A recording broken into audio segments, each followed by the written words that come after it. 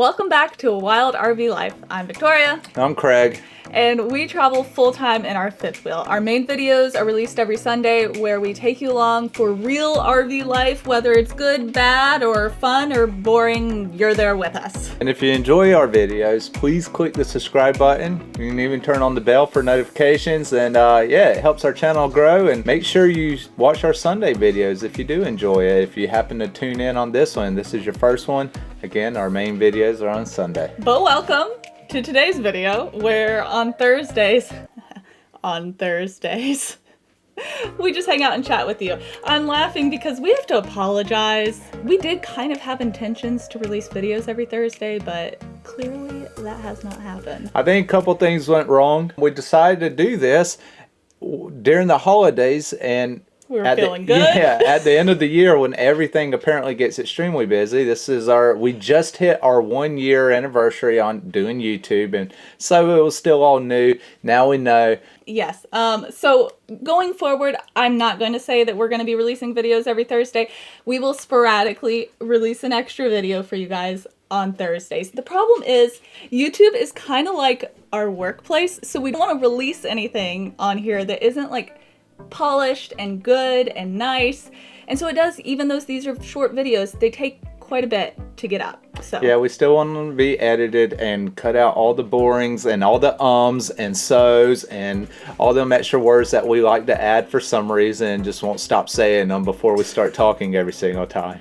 However, if you want some more of the unpolished Craig and Victoria, I'm not gonna let the cat out of the bag on what's to come, but sign up to our email list below, because there is something to come really soon where you're actually going to be able to get to see more of the unpolished side of us, if that's something you want. But let's get into it. So when we do these videos, we usually are answering questions that we get from you guys. So if you have questions, leave them in the comments below and they'll get added to our list. Our first one, this is a good one.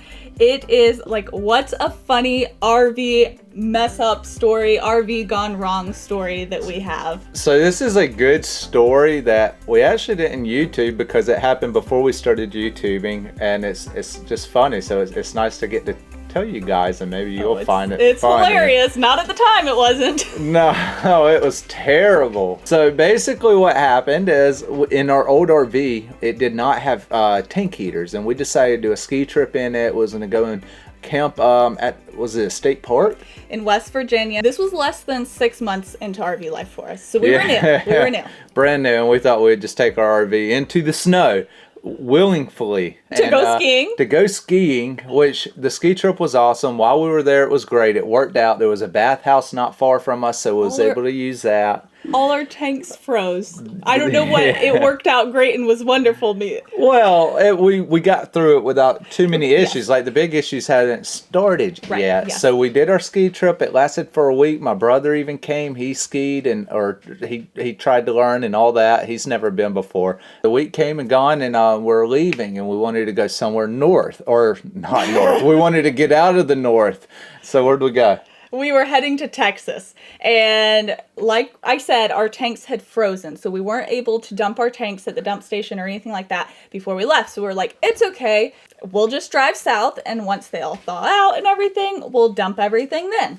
Yep, again, because everything had frozen. So on our way to Texas, where we ended up, we had to stop and fill up. I'm looking under the RV, and there's fill up the fuel. Yeah, the truck. The fuel tank. So we're at a truck stop. Yep, and I'm looking under the RV, and there's just like a constant drip or whatever, and I was like, well, that's probably our gray tank or something's leaking or whatever. Oh no, you discovered at that point what it was. Did I? Because you smelled it. Oh, remember? That's right. It did stink. You saw the leak, but the closer you got. Yeah. So black tank was dripping. We didn't know how bad it was at the time. It just looked like a small drip at the time. And anyways, coming from our underbelly. So we found a little spot we were going to stay at. It was a boondocking spot for the night, but Craig started taking down the underbelly. It was disgusting, and we discovered that the entire underbelly was covered in black tank juice. I don't think juice is the right word. But we were at no hookups. Then we're like, well, then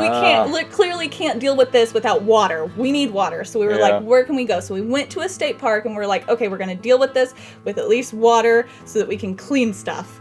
Trying to figure out where the leak is, because at this point we don't know why it's leaking, where it's leaking, if there's a crack in the black tank or what. Oh my gosh. So it ends up that I have to take the underbelly down to see our tanks and everything. So we start taking that down, and it's like just pouring out from underneath. It was like you could tell the underbelly was kind of sagging just from where everything was settled on it. It was disgusting. Like, it was so bad. So now we're like, well, we got to get rid of our entire underbelly. So we take all that down, get everything out, the radiant barrier, the insulation, everything, which there wasn't much insulation in this thing anyways. I think there was like 2 strips for the entire, it was ridiculous. So we got all that down and couldn't find the leak. So now I go back inside under our storage area. I'm looking at the vent pipe that comes from the black tank and goes up through the roof. Craig like unscrews that, pulls the cover off, and turns out, yes, there was a vent pipe going down. Here's the hole for the black tank.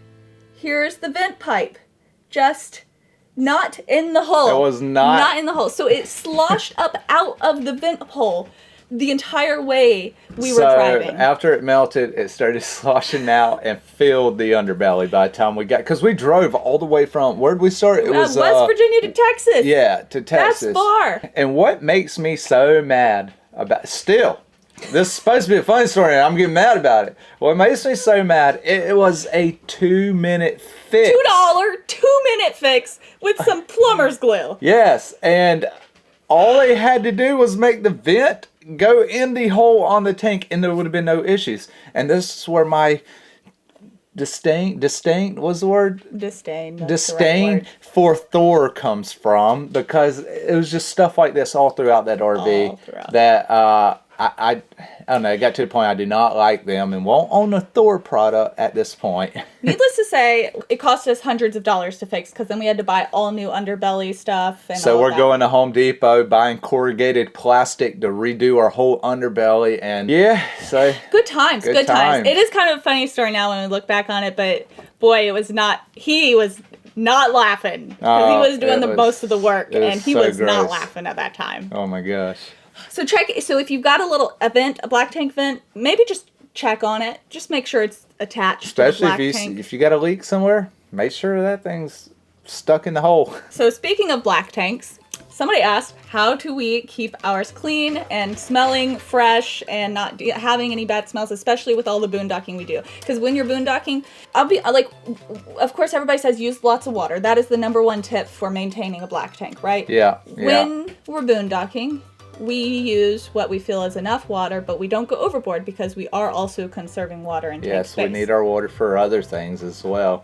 And we can last up to 2 weeks on a black tank filled while boondocking. We also use Happy Camper to help with smells. We have a couple of bottles of Liquid Fi, which I think is by Matt's Review. We haven't used it though. I don't know. Happy Camper seems to work for us. Once we run out, maybe we'll give them a shot. I'm going to do a little bit of a test. The reason why I like Happy Camper is because it doesn't smell. Like, it doesn't just keep the smells gone. It just doesn't smell. It has no smell. And I prefer that best as opposed to like lavenders or orange because like it reminds you so much of like urinals and porta potties and stuff, because they always smell like that. And I don't want to my bathroom smelling like a urinal or porta potty. So we haven't tested a lot of them out. We started using Happy Camper after trying the pods and didn't like them. And when we realized Happy Camper worked, we just kept using Happy Camper since all of our RV life. And if you're in California, I'm sorry, you cannot get Happy Camper. We had to like sneak over to the Nevada border when we were out to get some to an Amazon locker and then like sneak it back over. So. Yeah. But and then also when we dump, we also try to rinse it out real well. Using like the black tank flush system. Keep it going until clear water is coming out, and then some more, just rinse it out really well. And so far it's helped for us, even on our last one that was like 6 years old, I believe, when we bought it. Okay, last one, because I think we're running out of time here. Have I ever done all of the everything for a tow day? Packing up, hooking up, towing, pulling into the spot, all the things, unhooking? And the answer is no, I have not. She's done most of it, and I'm pretty confident in a pinch she could do all of it. Yeah, and I've done all the things unrelated to the actual like driving thing. So like dumper tanks, hooked up the RV to the connections, all of that. So last quick story on why she even had to do all that was, so I was working out. I used to carry weights and stuff with me, and I was working out with them or whatever, doing squats, and I hurt my back. So I went inside, took a shower. By the time I got out the shower, I couldn't do anything but lay on the couch. His back was really in pain. Oh, it was bad. We were supposed to be leaving, I think, the next day. So I did do like all of the packing up process, getting everything ready. We were discussing and trying to remember whether or not I actually hooked us up to the truck. I can't remember. If not, I really got it very close, and then Craig just got in the truck, and he did drive that day because I hadn't. And so it's still like on our list for me to maybe do some practice driving with the RV in tow. I 100% believe I could if I wanted to learn, and I think anybody can. Yeah. If I was by myself, I probably would choose a smaller rig, just personally, because it's a lot also of work. Like if you're wanting to get into it and you've never towed or anything like that, like I wouldn't recommend just jump into a 35-foot fifth wheel camper and start towing down the road with that. Ideally, you would, find a trailer, even go rent something from U-Haul or something and tow that around and back it up a few times and figure it out. And then you would also pick campgrounds where either it's a pull through or very easy back in, like there's not gonna be many obstacles. Work your way up. Yeah, but I am confident that she could do it if she needed to. And I also, another reason, just to clear this up real quick for everybody who gets to see it. She doesn't drive now because it would not benefit me at all if I was in the passenger seat. I get motion sickness unless I'm driving or I'm just staring at the road. And if I'm gonna do that, then I might as well just drive. Like, because I can't look at my phone, I can't read a bunch of stuff. And I often use that time for working anyways, so it works out for us. But yeah, I think that's it. So thank you guys for joining us this week. Who knows when we'll see you again on a Thursday, but we will see you this Sunday. So if you enjoyed this, again, please give us a thumbs up. Put questions in the comments below. Yeah, and click the subscribe button if you haven't. Yeah, do that. We'll see you guys soon. Bye. Like, it never really... Wow, what happened? I don't know, I was just telling somebody that my curtains never fell. Oh, that thing pulled off. Oh, the little sticky thing. I guess it's gotten hot and humid. Okay.